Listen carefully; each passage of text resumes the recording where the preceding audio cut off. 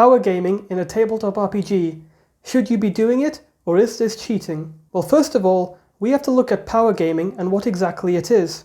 Power gaming is when you're interacting with a game in a way that you're trying to make progress towards a certain goal. An example of this is if you're playing a game like Cyberpunk and you want to play a certain build, like a melee katana build, you will pick the skills and abilities and feats to allow your character to just utterly decimate anyone they meet in the game. In a tabletop RPG, it's much the same way. Whatever system you're playing, it's picking the skills, the abilities, the feats, in order to make your character good at what you want them to do. Making your character as good of a fighter as they can be, so that when you encounter that monster, your character has a good chance of beating that monster. Why might some people consider this to be a problem? Well, if you're playing by yourself, it really isn't, because it's just you at the table.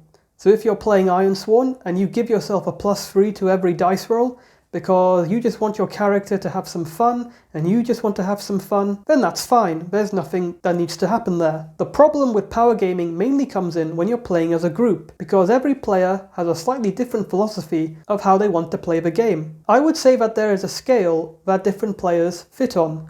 On one side of the scale is narrative, and the other side of the scale is power gaming. Some players will be a lot more towards the power gamery side of things. You will make your character more powerful and then maybe take that and sort of build a story around why your character is that way. If you're towards the more narrative scale, you will make your character story and whatever first, and then you'll build your character from that. Most people will be somewhere in the middle. I'm in the middle, but I'm slightly more towards the narrative side. This means that when I'm making a character, I'll sometimes deliberately make suboptimal decisions, like not wearing a piece of armor, because I don't think that my character would want to wear that piece of armor, because that's not how their story is. And sometimes I won't pick a skill or a feat that will really benefit me, because in my head, my character just wouldn't have this feat, because it doesn't make sense in the narrative that I've created for them. The problem that happens here is when power gamers, or rather people who are more to the scale of power gaming, are in the same group as people who are more on the narrative side, because they may dislike how each other are playing the game. The players on the narrative side might think that the power gamers are sort of not paying attention to the story,